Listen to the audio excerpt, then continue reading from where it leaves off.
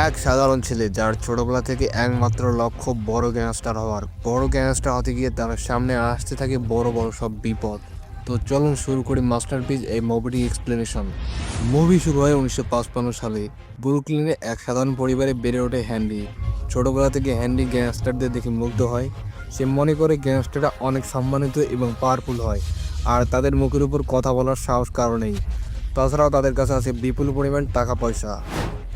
Henry প্রত্যেকদিন তার বাসার জানালা দিয়ে বাইরে একটি গ্যাংস্টার টিমকে লক্ষ্য করে, কারণ এই গ্যাংস্টার টিম যত মারামারি খুন খারাপি আর সব পুলিশ ঝামেলা তারাই কন্ট্রোল করত।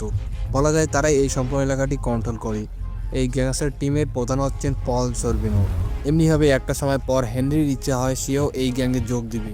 তাই হেনরি সেই গ্যাংয়ের একজন মেম্বার নবির কাছে গিয়ে এ বিষয়ে কথা বলে এবং সে গ্যাংয়ে যোগ দেয়, আর তাদের হয় বিভিন্ন কাজ শুরু করে, যেমন বৃষ্টিতে ছাতা ধরা, তাদের কথায় ভাঙচুর আগুন লাগিয়ে দেওয়া। এভাবে ধীরে ধীরে সে গ্যাংয়ের একজন পার্মানেন্ট সদস্য হয়ে যায়। অপরদিকে এই গ্যাংয়ের কাজ করার কারণে হেনরি স্কুলে যাওয়া বন্ধ করে দেয়। এর কেন অনেকদিন স্কুলে না যাওয়ার কারণে স্কুল থেকে হেনরির বাসায় একটি অভিযোগ চিঠি আসে। হেনরির বাবা এই চিঠিতে জানতে পারে হেনরি গত 1 মাস টানা স্কুলে যায়নি। হেনরিকে এর কারণ জিজ্ঞেস করলে হেনরি যখন বলে সে পলের গ্যাংয়ের হয়ে কাজ করে, যেটা শোনার পর তার বাবা তাকে অনেক মারধর করে এবং তাকে সেই গ্যাংয়ের থেকে বের হয়ে আসতে বলে। তাই হেনরি সেই গ্যাং মেম্বার নবীর কাছে গিয়ে বলে স্কুল থেকে আসা অভিযোগের চিঠি এবং তার বাবার জন্য সে আর গ্যাংয়ে কাজ করতে পারবে না। তবে নবী এটার সমাধানও বের করে ফেলে।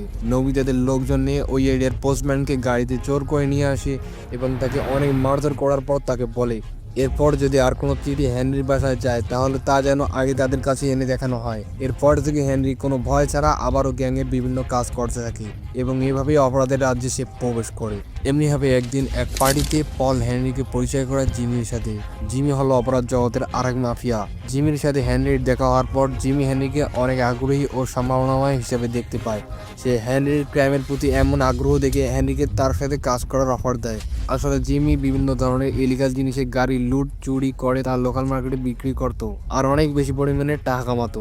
এভাবেই সে একদিন একটি সিগারেটের গাড়ি চুরি করে এবং তার লোকাল মার্কেটে বিক্রি করার জন্য হেনরি ও তার সাথে আরও একজন ছেলে যার নাম ছিল টমি, তাদের দুজনকেই এই কাজের দায়িত্ব দেয়। তাই হেনরি ও টমি সেই সিগারেটগুলো লোকাল মার্কেটে বিক্রি করে থাকে।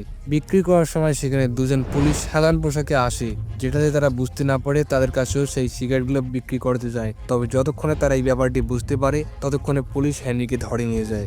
কিন্তু টমি কোনোভাবে সেখান থেকে পালিয়ে আসে এবং সে গ্যাং মেম্বারদের বলে হেনরি পুলিশের কাছে ধরা পড়ছে। এরপর আমরা দেখি আদালতে জিমি হেনরির জন্য একজন বড় মাপের উকিল ঠিক করে তাকে জামিন করিয়ে আনে। আদালত থেকে বের হতেই জিমি হেনরির সাথে দেখা করে এবং তাকে অনেক ধন্যবাদ জানায়, কারণ পুলিশের কাছে ধরা পড়ার পরেও হেনরি তার ও তার গ্যাংয়ের সম্পর্কে কিছুই বলেনি। আর বাইরে পল সহ সকল গ্যাং মেম্বার তার জন্য অপেক্ষা করছিল। সে বের হতেই সবাই তাকে অনেক সাধুবাদ জানায়। পাশাপাশি হেনরি এতে করে একজন পুরোপুরি গ্যাংস্টার এবং অনেক বিশ্বস্ত লোক হয়ে ওঠে। এরপর গল্প চলে যায় কিছু বছর সামনে। হেনরি ও টমি প্রাপ্তবয়স্ক হয়ে গিয়েছে। দুজনের বয়স বাড়ার সাথে তাদের ক্রাইমের লেভেলও এক ধাপ উপরে উঠে গিয়েছে। তারা এখন শুধু ড্রাগস, কোকিন ও সিগারেটের গাড়ি লুট করে না, তারা এখন বিভিন্ন টাকার গাড়িও চুরি করে। এভাবেই তারা একদিন খবর পায় ফ্রান্সের একটা ফ্লাইট এয়ারপোর্টে আসবে, যেখানে থাকবে ক্যাশ টাকা। এরপর হেনরি ও টমি জিমির কাছে যায় এবং পরিকল্পনা করে খুব সহজে জিমি ও টমি গার্ডকে কিছু টাকা দিয়ে সব টাকা চুরি করে নেয়। এই মিশন সফল হয় জিমি তাদের প্রতি অনেক খুশি হয়। এভাবেই তারা তিনজন কাজ করতে করতে তাদের মধ্যে অনেক ভালো বন্ধুত্ব হয়ে যায়। যেখানে টম ছিল উগ্র এবং অনেক মেজাজি, অল্পতেই রেগে যেত। তার মেজাজের কারণে প্রায় সে সমস্যায় পড়ে। একদিন একটি ছোট বিষয় নিয়ে সে একজন বারটেন্ডারের মাথা ফাটিয়ে দেয়। অপরদিকে জিমি ছিল অভিজ্ঞ অপরাধী এবং তার ঠান্ডা মাথার পরিকল্পনা তাকে ভয়ঙ্কর করে তোলে।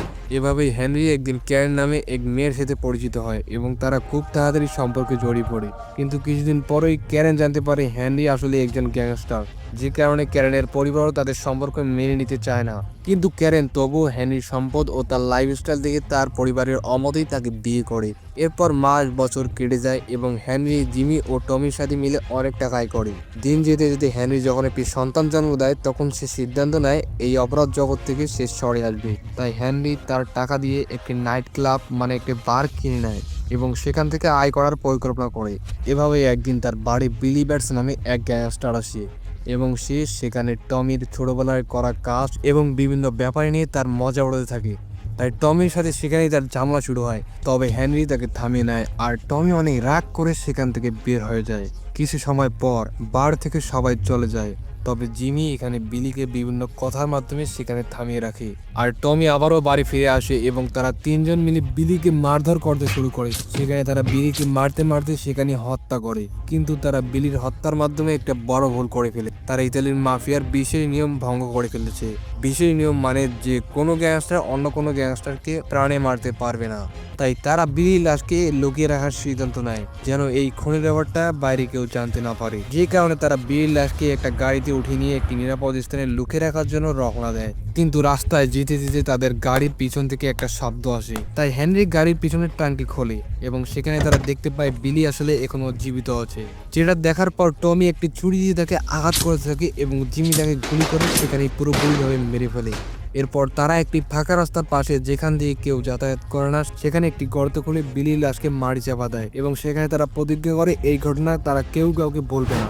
যে কারণে বিলি ব্যাটসের মৃত্যুর ব্যাপারে কেউ কোনো জানতে পারে না। তবে পল হ্যানিকে এই ব্যাপারে জিজ্ঞেস করলে হ্যানি পলের কাছেও ব্যাপারটা লুকিয়ে রাখে। সে বলে বিলি তার বারে ড্রিঙ্ক করার পর বেরিয়ে গেছে, তার বেশি সে কিছুই জানে না।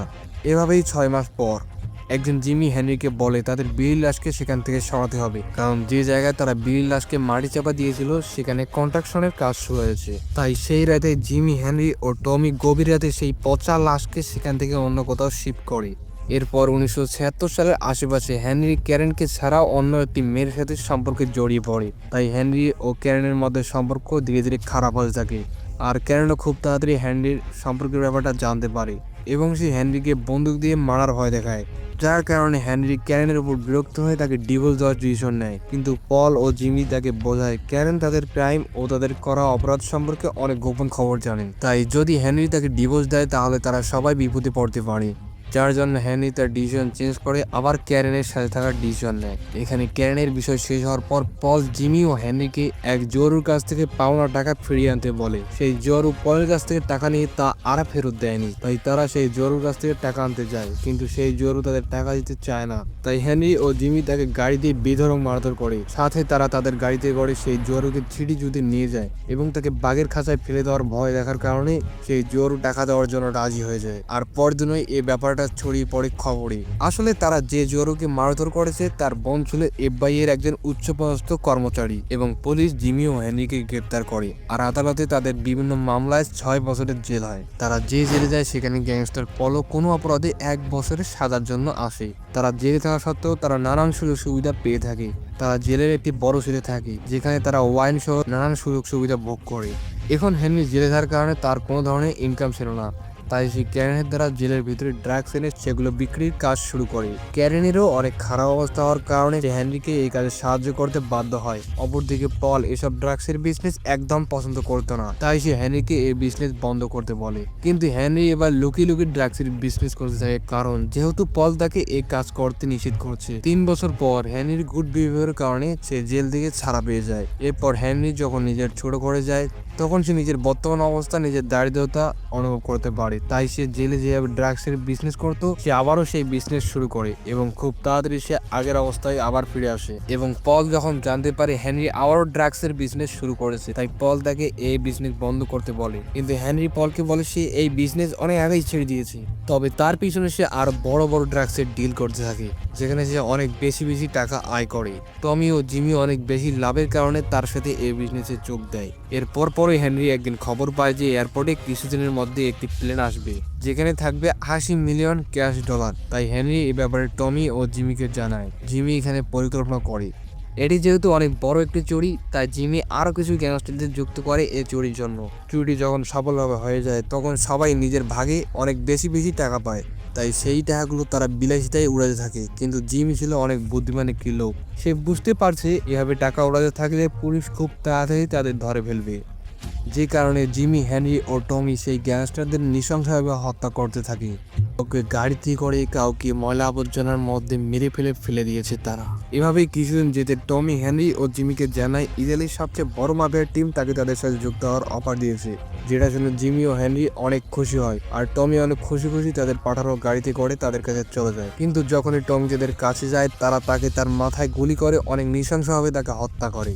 আসলে এই মাফিয়ারা তাকে মিথ্যা বলে এখানে নিয়ে এসেছিল। এর কারণ হচ্ছে আপনাদের মনে আছে হয়তো বা টমি বিলিভার্স নামে এই গ্যাংস্টারকে মেরে ফেলেছিল। এই মাফিয়ারাই হচ্ছে বিলিভার্স এর গ্যাং মেম্বার। জিমি ও হেনরি টমির মৃত্যুর ব্যাপারটা জানতে পেরে অনেক দুঃখ পায়, তবে তারা কিছুই করতে পারছিল না, কারণ মাফিয়াদের নিয়ম ভাঙার অপরাধে তার এটা প্রাপ্য ছিল। এভাবেই দিন যেতে থাকে। এখন হেনরি ড্রাগসের ডিল করার সাথে সাথে সে নিজেও ড্রাগস নিয়ে থাকে এবং প্রায় সময় সে নেশার মধ্যে থাকতো। এভাবেই একদিন হেনরি তার গাড়িতে ড্রাগস নিয়ে কোথাও ডিল করতে যাচ্ছিল, তখন তাকে একটা হেলিকপ্টার ফলো করে, কিন্তু হেনরি মনে করে সে হয়তোবা নেশার মধ্যে ভুলভাল কিছু দেখছে, তাই সে নিশ্চিন্তে ড্রাগসের ডিল করতে যায়। তবে ড্রাগসের ডিল করার সময় পুলিশ তাকে ধরে ফেলে এবং তাকে গ্রেপ্তার করে জেলে নিয়ে যায়, আর সাথে সাথে তার সাথে কাজ করা সবাইকে অ্যারেস্ট করে জেলে নিয়ে যায়। এরপর ক্যান নিজের মায়ের বাড়ি বিক্রি করে হেনরিকে জেল থেকে বেল করিয়ে আনে এবং বাসায় ফিরে এসে হেনরিকে সে বলে সে যে $60,000 ড্রাগস তাদের বাসায় ছিল সে সেগুলো টয়লেটে ফেলে নষ্ট করেছে, কারণ তাদের বাসায় পুলিশ সার্চ করতে এসেছিল।